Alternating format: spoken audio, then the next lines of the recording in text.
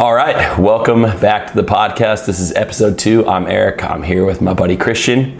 Happy 4th of July. Christian, how's your 4th of July going? 4th of July, man. What an awesome day to record this podcast. So we got a good show for you. We're going to be covering a couple of pretty sweet topics. We're going to be doubling down on Ezra's eagle and talking a little bit about what we think, conspiratorially of what could happen as we get closer to the election, and a couple of kind of off the wall topics and some memes toward the end.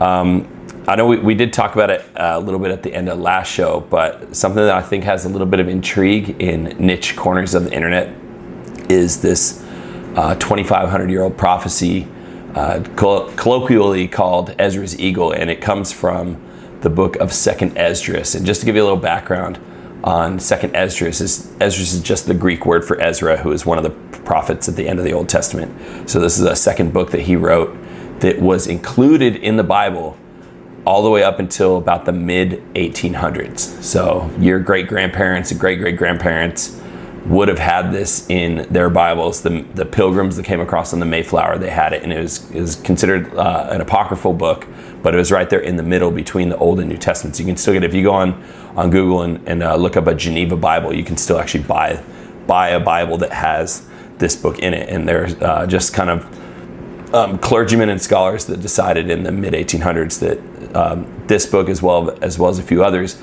were not to be included in the Bible any longer. They just decided it was to be taken away. That's wild. How do you just take books from the Bible? Like, literally, you just rip it out. No, this is garbage, trash, throw it away. Like, that doesn't make any sense. Yeah, it's weird because once it's like, I understand whether I agree with it or not. Like, within the Bible itself, it references like 10 or 11 books that aren't in the Bible, like other writings of Paul, other writings of other prophets that aren't included in the Bible. That's fine, because I guess if it were never included when, back in the 1500s or earlier when the Bible was compiled, like if it was never included, that's fine. But to have it included and then somebody later decide to take it as wild. But yeah. I digress. So chapters 11 and 12 in the book of 2nd Esdras have a bit of conspiracy cloaked within a seemingly run-of-the-mill Old Testament style prophecy from roughly around 4 to 500 BC. So looking at a little over 2,500 years potentially. And Ezra is seeing things that are similar to what the prophet Daniel saw. And as we get into chapter 12, we see that Daniel didn't receive the interpretation of some of the things that he saw, whereas Ezra or Esdras does see those things. So just to give a little context, there's a guy named Michael B. Rush who has, I don't want to say deciphered this, but has attempted to interpret this prophecy before there really wasn't an interpretation, a mainstream interpretation, but he's attempted to interpret this, and it sounds eerily similar to the last tranche of American presidents leading to some kind of end of our republic. Right, and so there's some context clues within the text that help us to identify where Michael B. Rush is getting this timeline. But we'll just kind of start from the top, and we'll kind of try to breeze through this. We'll leave a link to where I'm reading this from. It's just KingJamesBibleOnline.org. Okay, and you can look this up yourself. To clarify before we begin, Rush he's not like a religious leader or anything like that, right? Just someone's interpretation. He's just a guy. Okay. Just a guy, and as a fair warning, like, he sells books of his works. So anytime someone writes something that they think is quasi prophecy or prophetic or religious and is selling a text regarding this new information that only he knows, like, you should take that with a grain of salt. That doesn't mean it's not right. True, I guess, right? Yeah. Right. That doesn't make it true, and it certainly is cause for skepticism, but doesn't make it not true. Right. So here we go. Verse 1 of 2nd Esdras 11. And then I saw a dream, and behold, there came up from the sea an eagle, which had 12 feathered wings and 3 heads. And I saw, and behold, she spread her wings over all the earth, and all the wind of the air blew on her and were gathered together. And I beheld, and out of her feathers there grew other contrary feathers, and they became little feathers and small.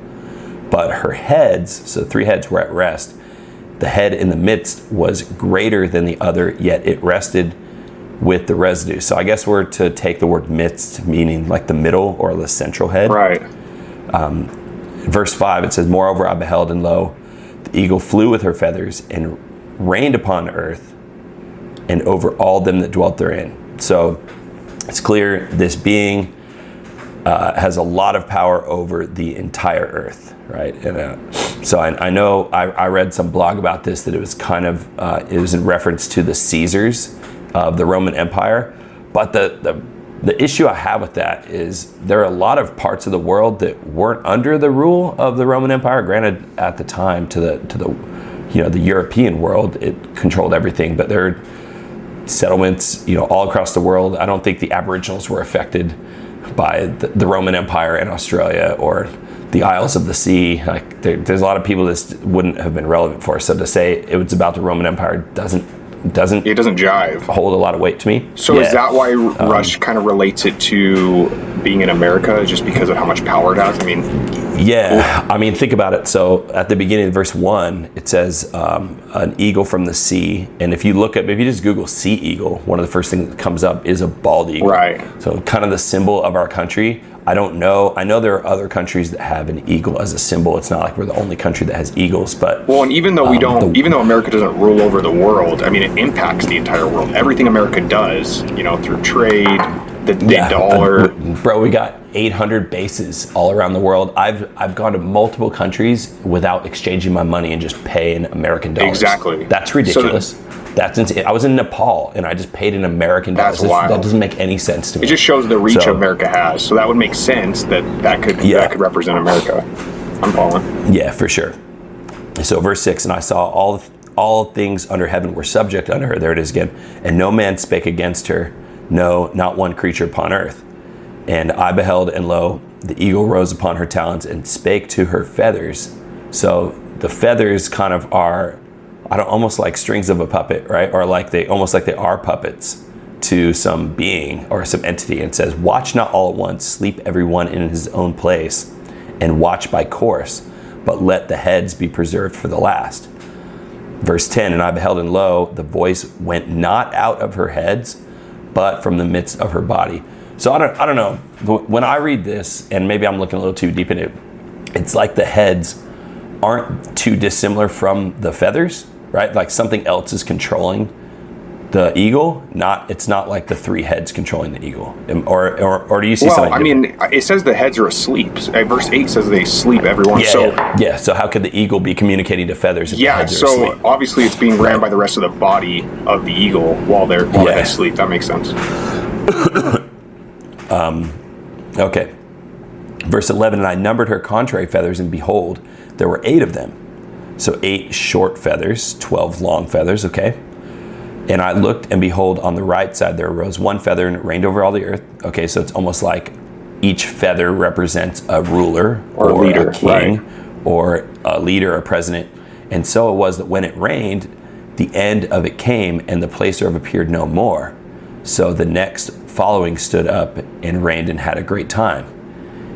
And it happened, and when it rained, the end of it came also, like as the first, so that it appeared no more. And I think it's interesting that it says the end of it rather than like it passed away, almost like just a period of time that it was called to like watch, like so more like a transfer of power, guard or something, more like a transfer of power rather than like a definite end.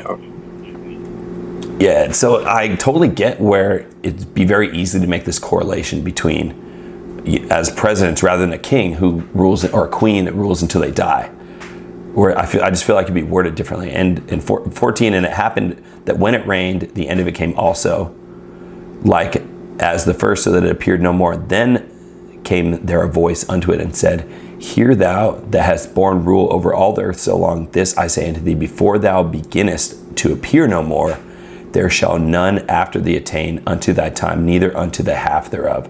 So the body of the eagle said to this feather, the second feather, that while it was the feather, that no one's going to be allowed to reign even half of the time that you did. So if we flip over to the image, you can see this speaks very similarly to the presidency of FDR, who was elected for 4 terms. Granted, he did not make it through his 4th term. He was like in a wheelchair. He died in office. Right. But the 22nd Amendment was passed that made it so no president could serve more than 2 terms. Now, technically, you can actually be the president for 10 years if you're the vice president, and the president dies like over halfway into office, or like I guess at the midpoint into office. You can finish out his term and then be elected for 2 terms yourself. But in essence, I mean, barring some calamity, you could really only serve for 2 terms, and he was elected for 4. So I mean that's very wild that it would be assigned so specifically to FDR. That is wild. And going back, like, I don't know a ton about Herbert Hoover other than what I've read from people that are deep into this Ezra Ziegel. He's the vacuum guy, right? I want to call it doctrine. He's the vacuum. Mr. Hoover stayed here. Yeah. The vacuum guy? No, the president. But Herbert Hoover was, and I had to do my research. I had to confirm that this was true. He was involved with an entity based in New York City called the Council of Foreign Relations, or CFR. You can Google this. Those guys. The Council of Foreign Relations is, I mean, if you don't believe in conspiracy theories, then there's nothing to be afraid of. But if you do, every president, for the most part, is either tied to one of 2 places. They either are in with the people on the Council of Foreign Relations, or they've been to the Bohemian Grove. And been out in the middle of the redwood forest in California, like where these people like have weird like sacrifices to Baal and just weird like rituals and stuff. The owl people. So I've heard of them. Yeah, exactly. The owl people. So it's basically just another secret combination. Yeah, like a group of really rich people deciding the fate and future of the rest of us. Interesting. Right, and the kingmakers, I guess is the best way you call it. And so Herbert Hoover was one of the founding members of the Council of Foreign Relations. I believe it started, you can fact check me on this, I believe it started in like 1921, and he was elected in 1929. And as soon as he got elected, stock market collapse, bank runs that were all orchestrated. This is well documented. The bank runs were orchestrated, leading to the Great Depression, which inevitably led to World War II. Wild. Though they're not necessarily correlated, but I mean, there's a lot of the Great Depression was manufactured. We'll put it that way, as it wasn't natural. Then arose the third, and reigned as the other before, and appeared no more also. So it went with all the residue. I'm guessing residue means like with the rest of the feathers, one after another, as that everyone reigned, and then appeared no more. Then I beheld, and lo, in the process of time, the feathers that followed stood up upon the right side, that they might rule also. And some of them ruled, but within a while they appeared no more. For some of them were set up, but ruled not. Well, I don't know, like, I hadn't caught that before. Almost like people could get elected, but they're not really ruling. They're just the feather, the name, commander in name only. So could that just be like the downfall of America, like the lack of democracy? Well, I mean, think about it nowadays. You really can't get elected unless you have multi-million-dollar, billion-dollar donors donating to your campaign. It's super hard to actually build up. I mean, things are changing a little bit with social media and like access to alternate media like this. But for the most part, you really can't get elected unless rich people want you to be president. So it's almost like you have to be, quote, set up. Yeah, you have to pay to play. Even good people that have been president. You have to pay to play. It's that simple. So even, I don't know a ton about Ronald Reagan. I can't really say whether I'm super for or against him, but he was a celebrity that knew everyone in Hollywood. Guy was a rock star. He had connections, even though he came from outside the place. Basically, he's a rock star that had connections. So it's no different than anyone else that got elected. And he coincidentally also went out to the Bohemian Grove. He's the mascot for Red Team, for sure. He's the Red Team mascot. 22. After this, I looked and beheld 12 feathers appeared no more, nor the 2 little feathers. So there was. So that gives us some context clues that there are 12 large feathers, and 2 of the short feathers had been used up. So if you look at all the presidents here, you see Herbert Hoover, FDR, Harry Truman, Dwight Eisenhower. Then JFK was assassinated. He's a short feather. Lyndon Johnson, even though he was only a one-term president, he completed his presidency and then he was no more. Richard Nixon resigned from office. Yeah, Watergate. A short feather. Well, that's right? wild. And then every other president. It's wild how it correlates so perfectly, like with the the size of the feathers and their time in office. Like, that's wild. Yeah. So there's 12 long feathers, 2 short feathers up into this point. So we see it goes all the way to Barack Obama was the last long feather. Now, like George H. Bush, Jimmy Carter were one-term presidents. Gerald Ford, one-term president, but they weren't. They weren't like removed from office, or there wasn't something sinister that prevented them from continuing around. They just either didn't win the election, or in Lyndon B. Johnson's case, didn't seek re-election. Right. So just kind of give context. And again, I think when you start getting off into the weeds like this, it's super easy to have cognitive bias and create, like, read scripture or anything and create a narrative that you want to believe. Sure. Right? Like, it's so easy to like look at this and say, oh, this definitely fits just like this, where I don't even know if that's objective, but at least for the sake of what we're talking about, like, I'm following along, I'm in. It's philosophy mingled with scripture. Yeah, philosophies of men mingled with scripture. All right, so we're up to 23, and there was no more upon the eagle's body, but 3 heads that rested and 6 little wings. So now we got context here. There's only 6 wings left. All of the wings are considered short feathers or something impeding their presidency, like unto JFK or Richard Nixon. So basically after Obama, according to this prophecy, every presidency would be somehow stymied or stopped or prevented in some way.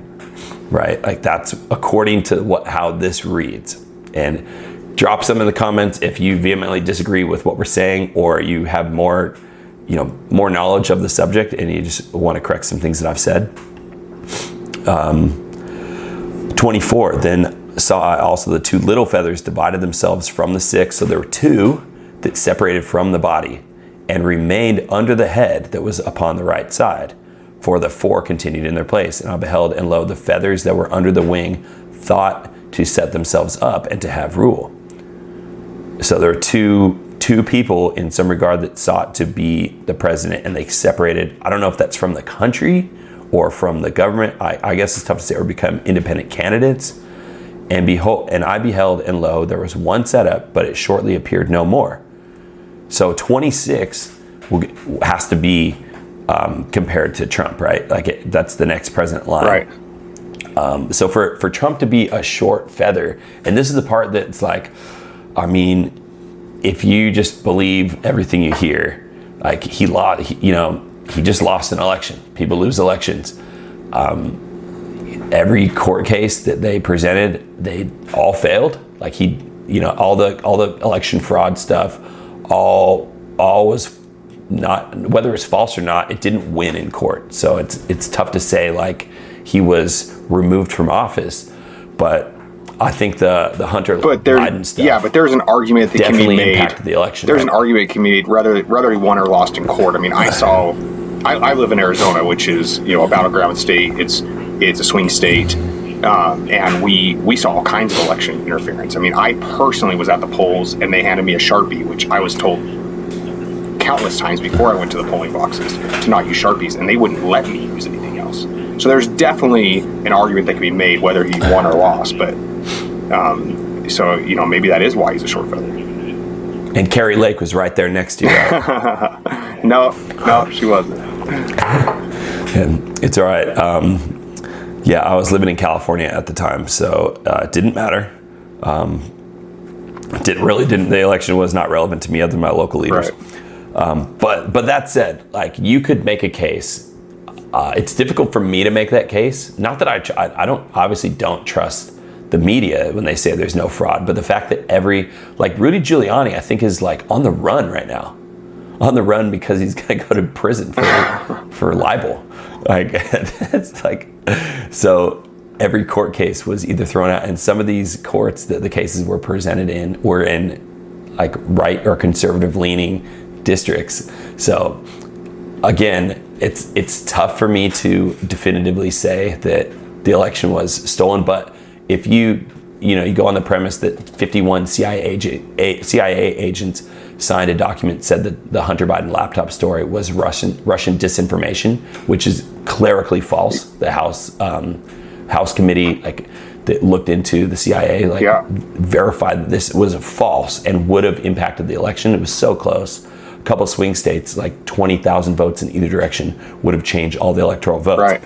So I think it's silly that our election would be decided on whether the president's son has corrupt business dealings or is doing cocaine. I think it's wild that would be what would swing somebody's vote rather than substance. But I mean, well, we can get into that in another podcast. But I definitely agree. Yeah, for sure. It would definitely swing my vote for sure. I mean, corruption in general, it's his son. And to have a corrupt leader who's, giving information and helping his son make, crooked business deals definitely would swing my vote if I was on the fence.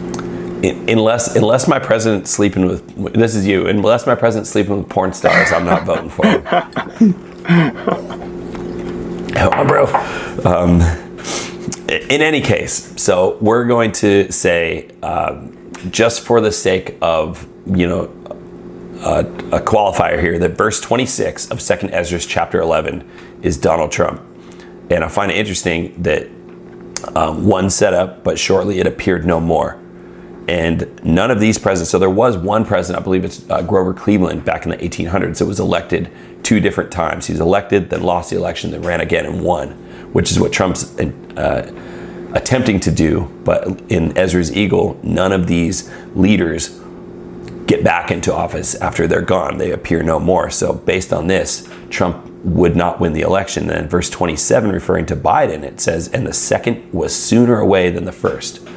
So, and I like this part of the prophecy, or at least the Michael Rush's interpretation of this, because it gives us a timeline where it's not some 500 years in the future, like a Nostradamus open-ended, hold on a second, Eric. Let me go back to what you just said real quick. So you said, according to this, they wouldn't be reelected, but you're talking about his first term, right? Not the current election that we're in. You're saying that Trump, according to this prophecy, Trump wouldn't have won his reelection for this to be true. Not that he won't win this next one. Well, he was a short feather either way. So he was going to not complete a term or not be allowed to finish, being that he wanted to be reelected again. Gotcha.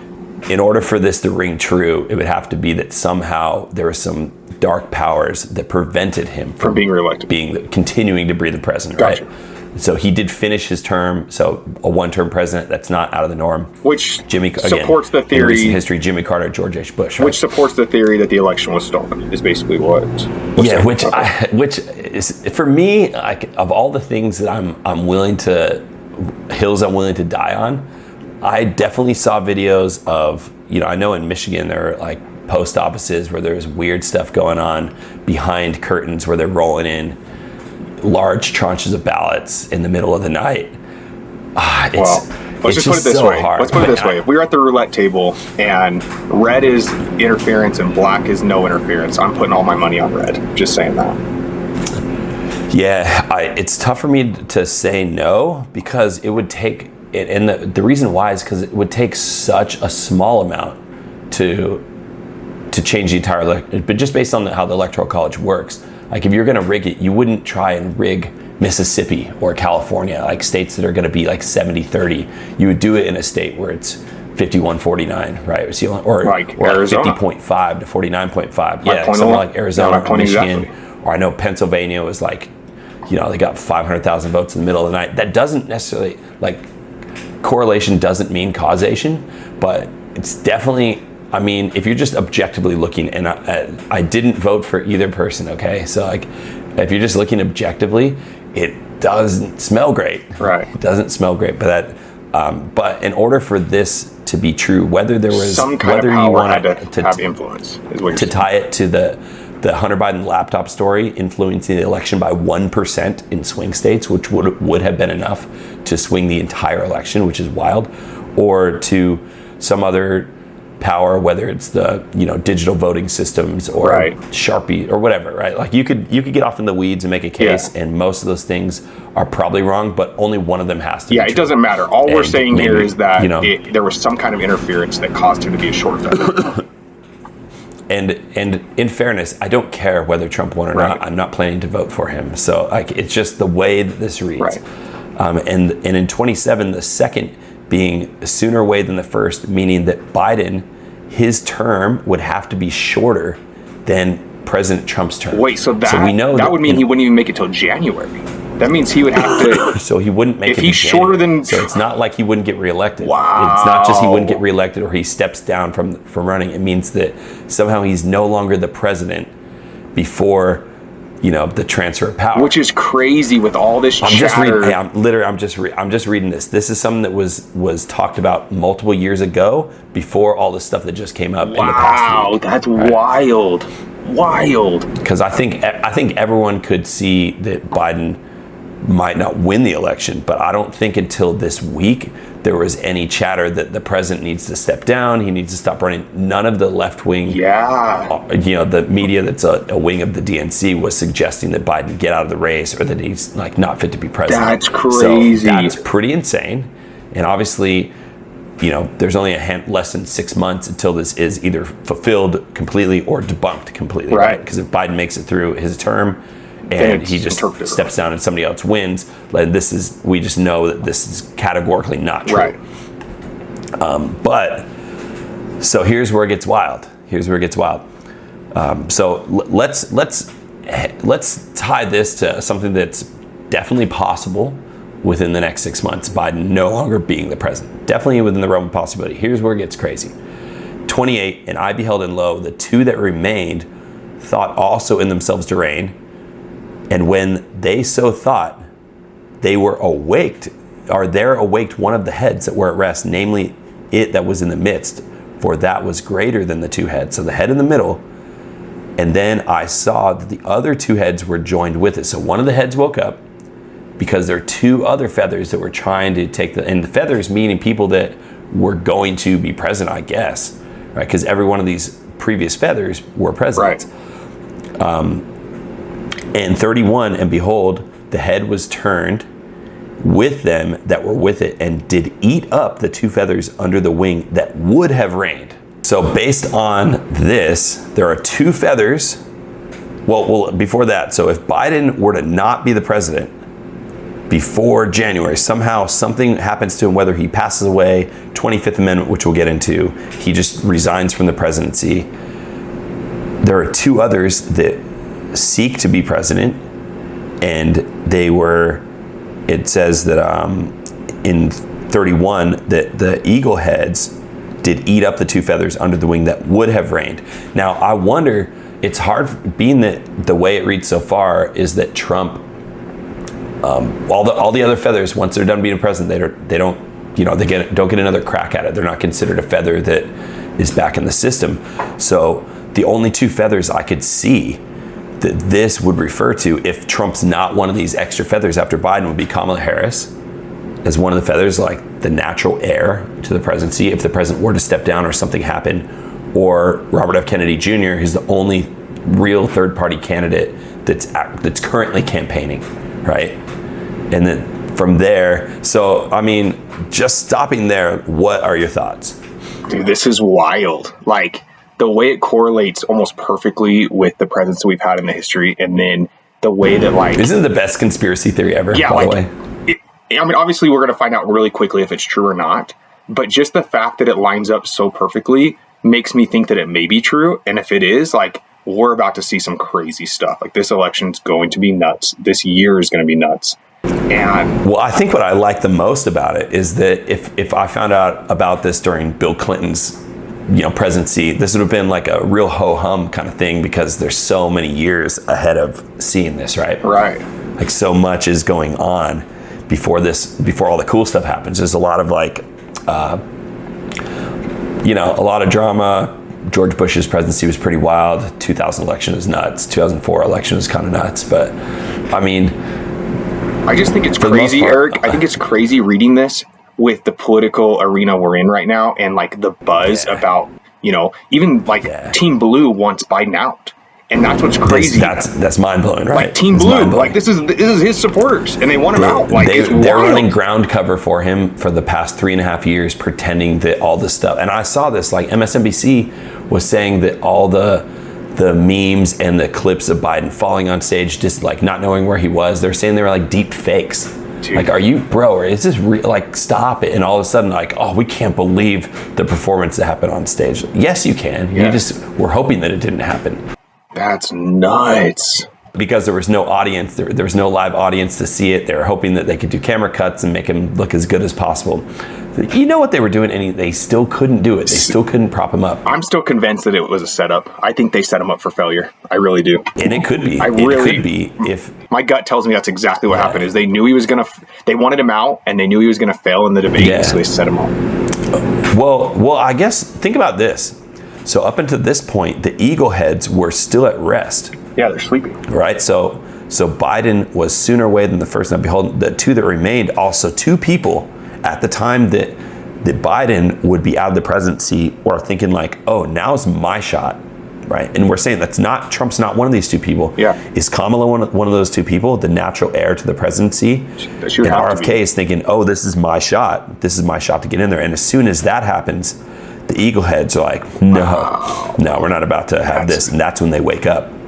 Why? Because they're people that they might not be able to control, or they're not sure what decisions they would make, right? In a time of crisis, right? Kamala Harris was, AG in my state.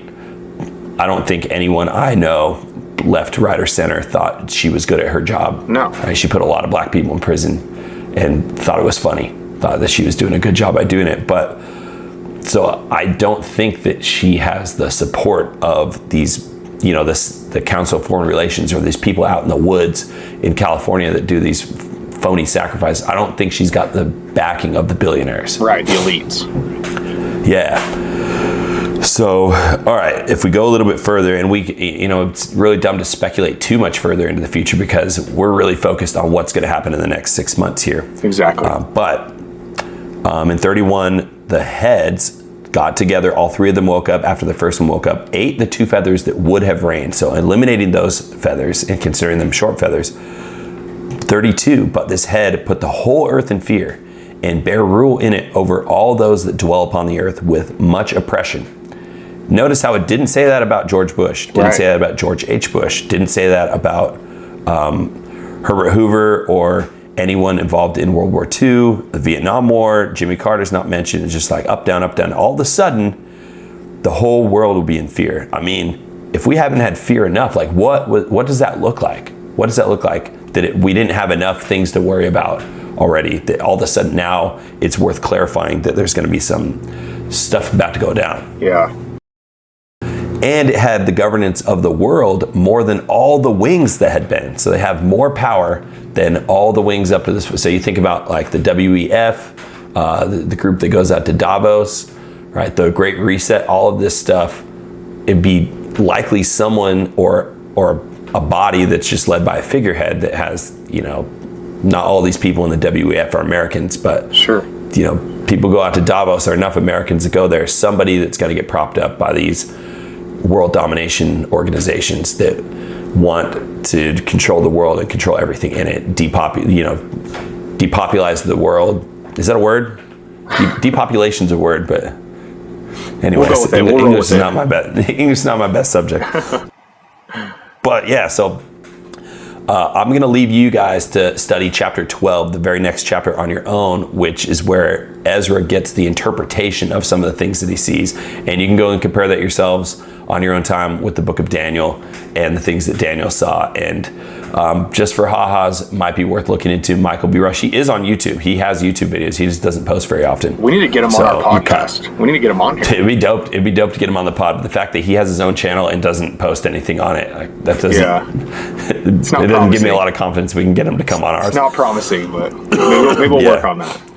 If I promise I'll buy one of his books, maybe we'll come on. So with that, it kind of leads me into wanting to talk about RFK a little bit. Yeah. I know that YouTube is probably the best place for him. And I know he's on TikTok and he's reaching the younger generation on TikTok. But in the Deseret News poll, which is a Utah-based newspaper, he did poll about 2 or 3 weeks ago. He was polling at 20% in the state of Utah. In Utah? It's 20%? In Utah.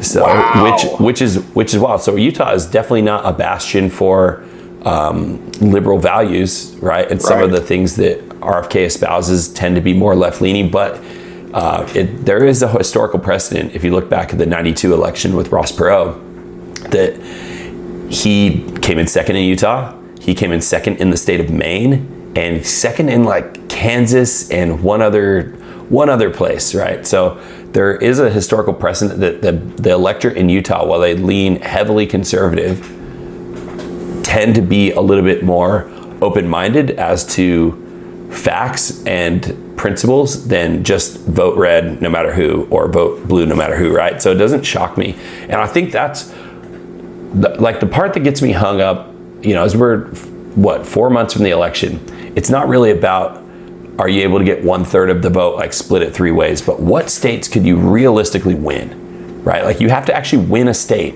in order for even the potential for a contingent election. We won't even go into that on this podcast, but for a contingent election to take place, which is part of the 12th Amendment, you have to win enough electoral votes that neither other candidate gets to 270. So we had to talk about which states he could win. Utah is one of those states.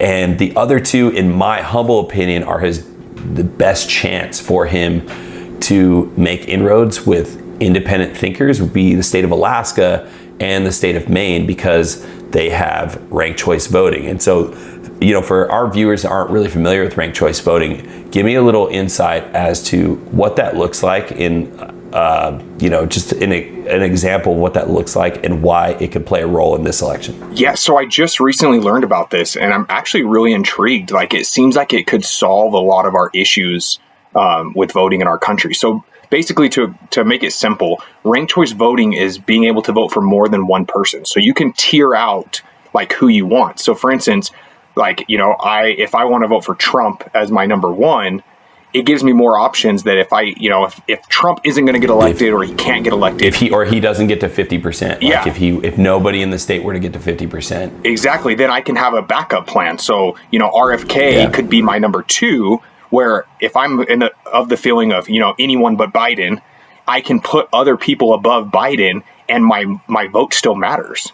So basically, the way it works is everyone votes. You vote top 4 or 5 candidates, and if no one at the initial election gets to a majority, then what they do is they immediately eliminate the last guy, right? Whoever got the least votes.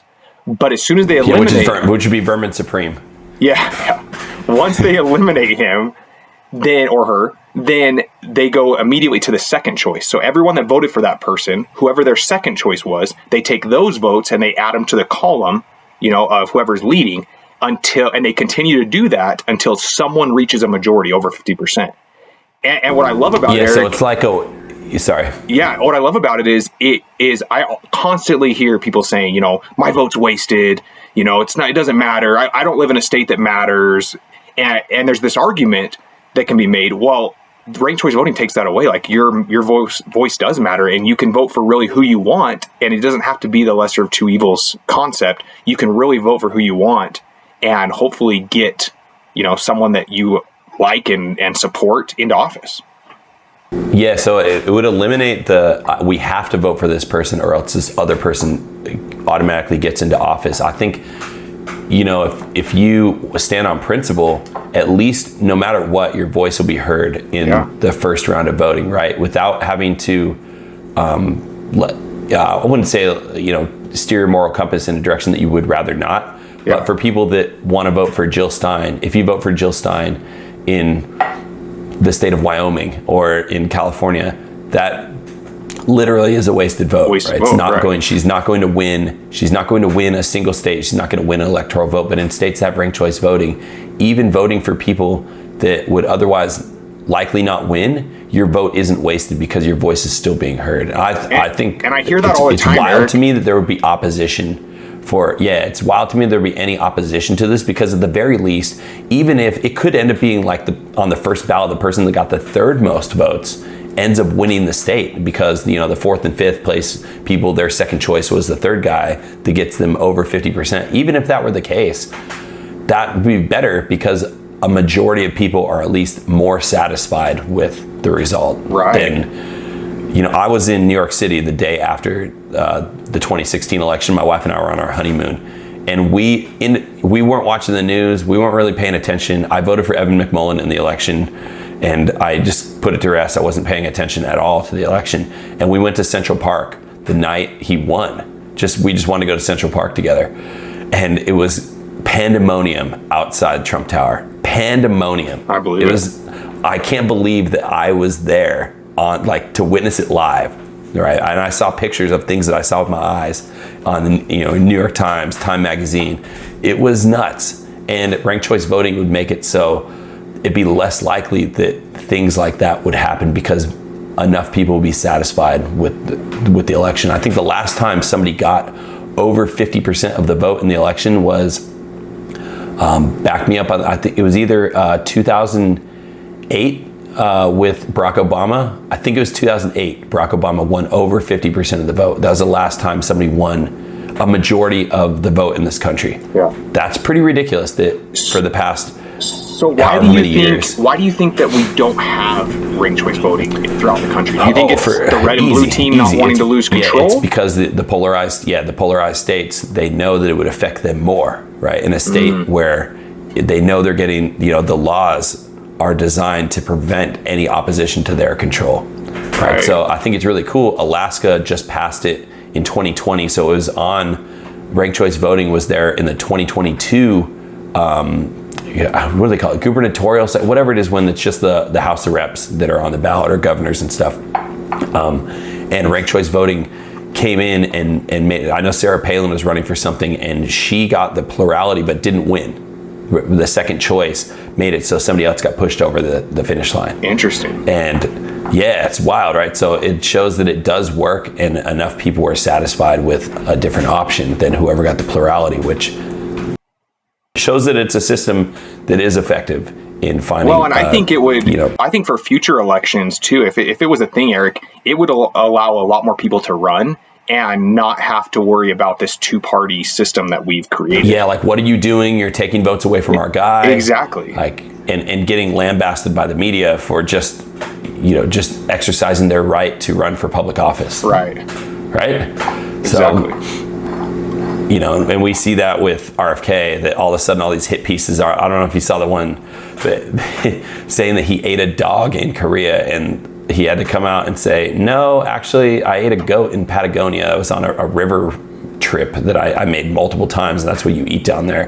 The fact that story would even make it to light is because they're threatened that his votes are taken away from somebody else, which is dumb. Yeah. And my favorite part was the headline where he said, hey, you are what you eat. So wait, he said that? Yeah, he's like, I ate some goat, you are what you eat. The goat ate a goat? Yeah, dude, that is awesome. So that's the greatest meme. So yeah, that's funny. But I think we're deviating a little too far from some of the juicy stuff with Joe Biden. And if this Ezra Ziegel prophecy is true, right, and again, the timeline to find out is super short, something would have to happen to him in the next few months to not just keep him from running, but remove him from office. Right. The way I read it, the way that you read it, if you have a different interpretation as you're watching this, go ahead and let us know if you think he's going to make it to his term, but he's technically not running the country. That's an interpretation, I suppose. But something I've heard floated around multiple times in the past 6 months is the 25th Amendment, and you did a little bit of research on this. Tell me what you know about this and catch our viewers up to speed. I did, yeah. So the 25th Amendment, it was ratified back in 1967. So basically it was designed, there was a lot of question around JFK's assassination on like who would be the next president.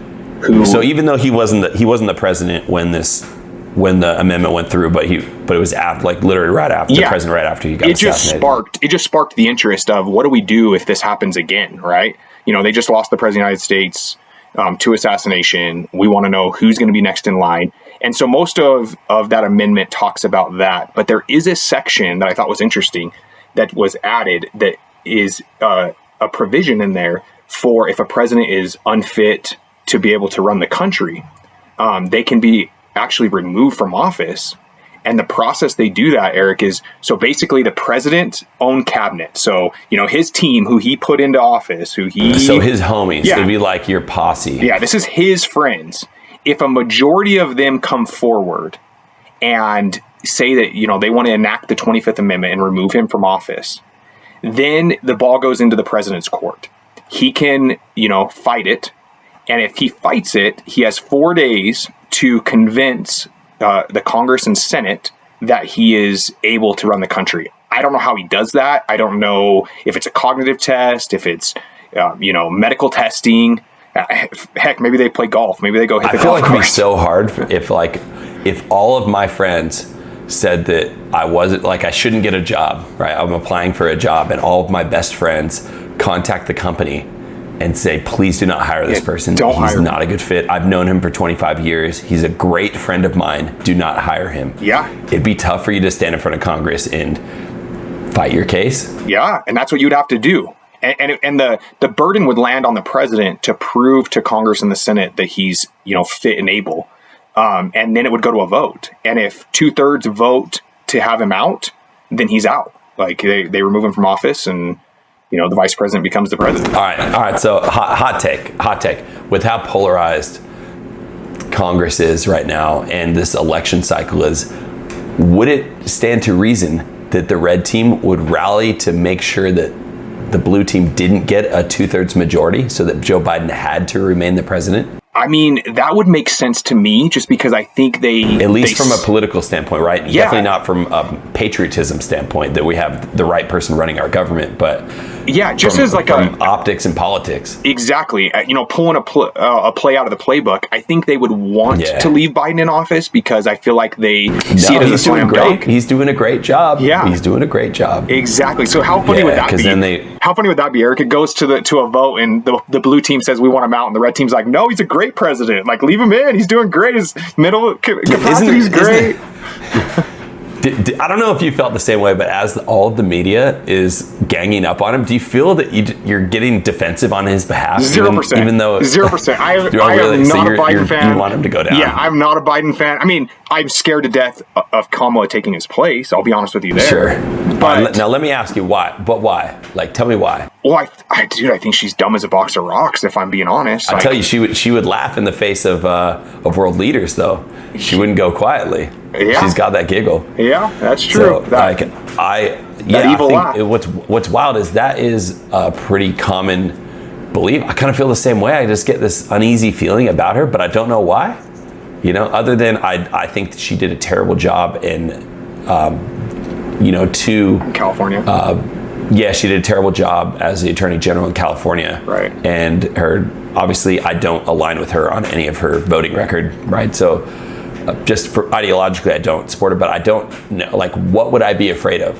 Right. I mean, she didn't defend the border as the vice president. That's what she was called to do. So she's still going to not do that. So the border's going to stay the same. I don't think she would even know where the launch codes were. I don't think that she's wise enough to even know, how to,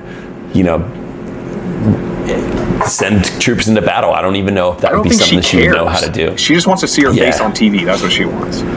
She just wants that presidential pin, and she wants to stand at the podium. That's all she's about. Hey, I want that presidential pin. Not gonna lie, I can see why there's a little bit of. I want Air Force One to be for me.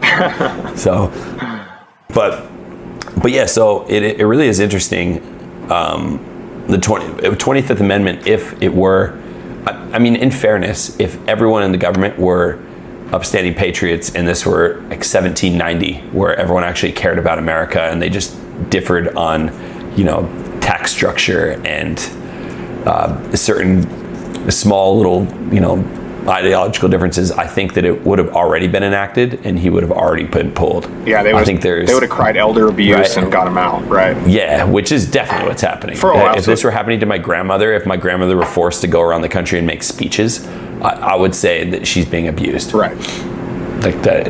She's about as, love her to death, but able-bodied. Like Joe Biden can't get around. Like Right. he even said himself, he nearly fell asleep during the debate because he was still tired from his Normandy trip 12 days earlier. Wow. 12 days earlier. And he ain't flying coach like you and I do, right? He's flying in probably not even just a regular airplane lay down bed. I'm sure there's a real bed with, massage therapist and the best cuisine you can imagine on Air Force One. There's no reason for you to be tired. But yet he's a 6 handicap. Yeah, he's a 6 handicap. Yeah. Okay. All right. Yeah. That's all we have to say. That's wild. But he probably plays on one of those like 3-hole courses. You ever seen like not a mini golf course, but like a the mini executive course? courses. They're called executive courses. They're all par 3s. Everything's a par 3. Yeah. And he probably has one of those like potato guns that launches the golf ball. So one of his Secret Service members just launches the golf ball. He has to putt it in. Launches the ball and then he just has to putt. Putt for dough. That makes more sense. Hey, who's writing the rules out on the course? Who decides, if I'm a scratch golfer or not? I do. It's a good point. I decide how many strokes I took. It's a good point. So, hey, when you're the president, you can be anything you want to be. And apparently, like there's no crime that you can't commit. So if I lie on my golf score, that's my prerogative. That's my prerogative, and the Supreme Court will support me. Go for it. Okay, before we wrap up here, there is one person I do think would be by far the best choice to run our country. In the event there are some cataclysmic things that go on and these extra feathers that are trying to be president like RFK or Kamala Harris are plucked up by these eagle heads, it's none other than our boy who actually was a previous feather, the feeble Jimmy Carter. Bro, my man. Have you seen the videos? Turning 100. Eric, show me the video. Have you seen the videos? Show me the video. Let me send it to you. Pull it up. Okay, I just forwarded over to you. The only former president besides Trump that can legally be the president that's alive right now. So this is wild. Bro, he looks like a goblin. Bless his heart. Dude looks like a goblin. The guy turns 100 in October, Eric. 100. And so for those that are watching, so on TikTok specifically, there is this, these videos that are going viral of these people, just trolling, saying that the next president should be Jimmy Carter. The guy turns only 100. 18 years older than Biden. Yeah, I mean, technically he's eligible to run again, and he probably would do a better job than Biden if we're being honest. But the guy's going to be 100. He definitely would not send us into World War III. Dude, he looks like a corpse. Oh my gosh. Bless his heart. But this has 495,000 likes at the time of viewing. So if I'm in Maine, if you're a voter in Maine or Alaska, I implore you, Jimmy Carter has to be in your top 5. You have to put Mr. 100 on the ballot. That's Jimmy, in quotations, Mr. 100 Carter. I think there's no better choice for me than Jimmy Carter. I think it's been 43 years. He was a garbage president then, but he's had time to really process those decisions, and I think he's going to make for a great comeback story. It would nullify Ezra Ziegel, but it would make for a lot of great late night television. Okay, Eric. So on that note, then, give me your ranked choice voting. Give me your top 4, with one of them having to be Mr. 100.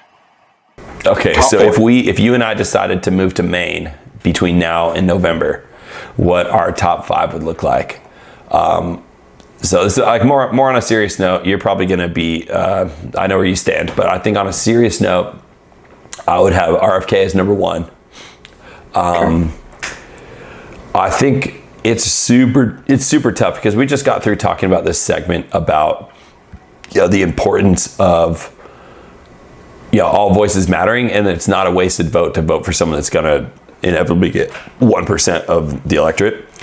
I really am, at this point in my life, I don't like any of my tax dollars going to support other countries and their war efforts. I'm just really, I think enough people are homeless and struggling in this country that I just don't support just continuing to sign our name on checks of sending hundreds of millions and billions of dollars to other countries. Sure. And for that reason, I would put, even though on many other things, I differ greatly with Jill Stein. I think she would be my number 2, just because of that that stance. Okay. And I know you can hate me for that. Okay. And I know that she won't be the president, but I think like ideologically, like that is something I would prefer my tax dollars not go to support other countries' wars.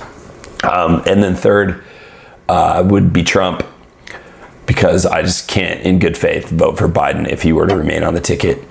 I don't even know if he would make top 5, to be honest. Jimmy Carter is going to come in at number 4 for me, right behind Mr. Trump, and no better because they're 2 former presidents, right? It makes sense for them to make the top 5.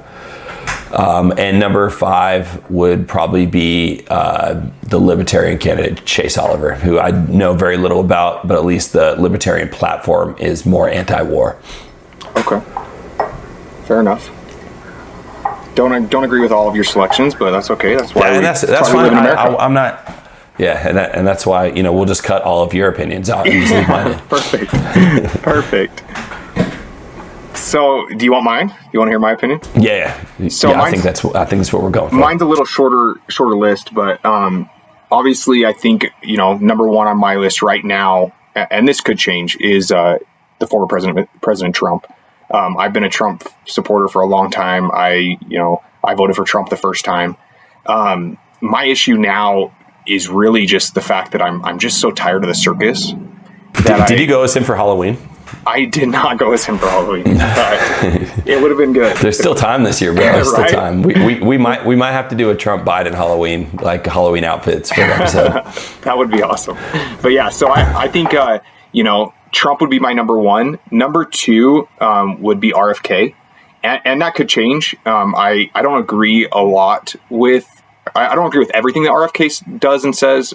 He's definitely more left leaning than I like to be. I mean, he's a career Democrat turned independent, and so that makes me a little nervous. But as I've studied his platform and listened to him talk a lot more and done some more research, I do agree with a lot of his thought process. And so that could, sway me. I really am waiting to see who Trump takes as his VP. So we'll see how that goes. Number 3, if Trump were to take RFK, convince RFK to run as VP, that'd be wild. Would you vote for him? That'd be a wild ticket. Would you have your vote? Man, it would heavily influence my decision if I lived in Maine.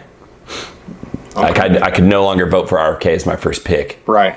If that were the ticket, right? So it would definitely influence my decision there. So for the rest of my list, I mean, honestly, if I'm just putting anybody down because it's ranked choice voting, I don't really care 3rd, 4th, and 5th. Obviously, I got to put Mr. 100 in there just for the fun of it. Yeah. So, but you don't have to vote for an actual candidate. It could be just a write-in. But I do have like a kind of a off-ball write-in that I would really like to vote for, and that is Sheriff Lamb. Have you heard of Sheriff Lamb? America's Sheriff. Is that an old mate for Maricopa County? Yeah, so he's from Pinal County in Arizona. Oh, he's actually running for the Senate, so he's given up his spot as the sheriff, and he's running against Kerry. He's running against Kerry. Wait, who's going to dress the inmates in pink? Yeah, right? No, that you're talking about Maricopa. That's Joe Arpaio. This is Pinal County. Oh, that's only. Yeah. Sorry, I'm not up on all the sheriffs in Arizona. Yeah, this is Pinal County. I don't got like the top 3 on my wall. So, okay. Sheriff Lamb, he gained a lot. Wait, where's Pinal County? So Pinal County is south of Maricopa County. It's about 40. It's like Tucson? No, it's north of Tucson. Or is it near on the border? Yeah, it's about 50 miles from the border at the lowest point. So definitely a corridor for illegals crossing and coming into this country. And Sheriff Lamb's actually running against Kerry Lake in this upcoming election for the Senate in Arizona. Oh, wild! He's for the Republican. I'm assuming Republican. Yeah. Primary. Yeah, he's running. But have they not already had the primary? No. He's running for. Or is he running as an independent? No, he's running as a Republican. There's a Republican seat, but he's running against Kerry Lake. She's the other one running in that spot. And so do they not have a primary in your state and just free for all on the ballot? Yeah, I believe so because they're both running, and there's not another election before November. So okay. But what I really like about him is, first of all, he gained a bunch of popularity, and I think Kerry Lake thinks she has this in the bag, and I think she's going to have a rude awakening because I don't know if you feel the same way. I can't stand her. Yeah, bro. I'm not a fan. I can't stand it's not even whether I agree or disagree on her. I just can't stand the circus. I'm not in on the circus. Yeah, I'm with you on that. And the good thing for Sheriff Lamb is he was on live PD. So he's been, he's hundreds of thousands of people have watched his episodes on live PD. They did 60 Days in Jail. They did that episode that's been on that series that's been on Netflix. They did it in his jail. And the guy's a marketing guru. So he is like his Instagram page. So they did like Hunger Games in the prison there, like basically under his watch, and that'll keep people in line real quick. Basically, but Sheriff Lamb's biggest point is that we have to secure our borders. And I've listened to him speak a bunch of times, and it will shock you, Eric. And we need to do an entire episode on the border and what's happening. Yeah, which is very important to me in southeastern Michigan. Yeah. All the Canadians coming over across my border. Well, I don't have that luxury. I'm in Arizona, and they're coming across in droves. And so, someone who will secure our border and keep my kids safe, it really entices me. So that's probably who I would put in there. And then, to be honest, if they cook a mean Sonoran dog, I don't think I care at this point. Well, we definitely need to do an episode because there is a lot going on at the border that people don't understand and don't realize. And it would actually be tight to go to the border, to be honest. I would be. I think probably my wife might not be in for me to go to the border, but I don't think it's. I went in El Paso. I don't know. Maybe it is unsafe. But I feel like it would be really eye-opening just to see, get all the media bias and see who is actually coming over the border, what it's actually like. Yeah. Come down. Let's go. We'll go down there. I went in El Paso. I will consider it. Yeah, come down. We'll check it out. But I want to do an episode on that. It's a long road trip. I will go. If you want, you can come up to the Canadian border, which is about 30 minutes from me. Perfect. And we can see what's happening there. There's just a bridge to Canada. Perfect. So that would be my top picks. Well, I didn't get number 5 out of you, though. That was 4. Number 5? That was 4. He was number 5. Did I already say Mr. 100? Yeah, he was number 3. No. So you had Trump, RFK. Put him at 4. Jimmy 100. And then 5, we'll probably put my boy Vivek, bro. That guy's a legend. Pronounce it. All right, pronounce his name right, or else you're not allowed to vote for him. Did I say it wrong? If you've ever listened to Vivek, he says it's Vivek, like cake. Vivek. So Vivek. Yeah, let's not be a racist on our channel on episode 2. So fair enough. I'll pronounce his name better. I don't dislike him. I just think for the same reasons I'm not a Trump supporter. He's too similar to Donald Trump, even to the point where I agreed when in his town halls. I watched some of his Iowa town halls, but when it got to the debate stage, he just pulled out the Trump playbook, just name calling and all the same things that is that a good reason to vote or not vote for someone? I don't know. Right. But if he were the VP, that doesn't move the needle for me to switch my vote from RFK. The only thing that would make me vote for Trump probably is if RFK were on the ticket. If he was on his team. Which, so you're all which in. I You're all in for I don't RFK, see. is what you're telling me. I think RFK is all in for RFK, and I believe that there's a lot that isn't being captured in the polls. Right. Like with the media is doing their best to bring him down, and it's wild because his internal polling. So most of the media, I think we can all agree, is left-leaning, right? An overwhelming majority of media organizations, whether the views they get, I don't know where that lines up, but most of the media is left-leaning. They're all coming after him. His internal polling says that he's pulling more Trump voters than Biden voters. Interesting. Right? It's like 57, 43. So it's weird that they would be concerned about him being in the race because if he's in the race, based on his internal polling, he's taking more support from Donald Trump. If they just left him alone, not necessarily support him, but just leave him alone. So, yeah, I think that a lot of people under 30 are not being polled that are probably leaning more towards that because the 2 people on the debate stage on CNN were not talking about the issues that matter. They're not talking about getting people into homes. And that's not a relevant topic to somebody who's 60 years old, has lived in a home and bought a home when it was like $12 and now it's worth $700,000. Sure. Right? Like people vote with their pocketbook, right? And people under 30 don't have one. They don't have money. So like there's not a plan being presented by. I mean, you know what it's like in Arizona. Oh, yeah. Like the cost of a of a porta potty is like $900,000. Yeah. So people can't afford to just live in a place they can call their own. They can't build equity. And it's one of the reasons I left California, is to go somewhere that I could afford to live. Like, politics aside, I just wanted to be able to afford a home and be afford to start moving the needle financially. Sure. And Trump's he doesn't have a plan. Biden doesn't have a plan. RFK whether you believe his plan, at least he believes in his plan and he's presenting it. So I think that for me is the biggest thing, that there's substance behind his platform. But again, there's a long way till November, so we'll see what happens. We'll see. Get your popcorn ready. Get your popcorn ready. It's going to be wild. Yeah. Get some caramel corn. Christmas is going to be, if you buy an early gift for me, get that big giant tin with the 3 flavors of popcorn, and we'll watch the election together. Hopefully by then we will have 100 subs and we can watch it live. Yeah, as long as we have 100 subs, we can go live. Yeah. And with that, if you're not subbed to the channel, which I know you're not, at the time of recording, we have 11 subscribers. So go ahead and click subscribe if you like what we're talking about. Leave a comment. The best comment, we'll pin it and we'll include it in the next segment. If there's a particular topic or something you want to talk about, completely independent of all the things we've spoke of today, we'll bring it up we'll lead our show with it, which I think will be fun to get some audience engagement. And with that, y'all, we appreciate your time and we are out. Happy 4th, guys.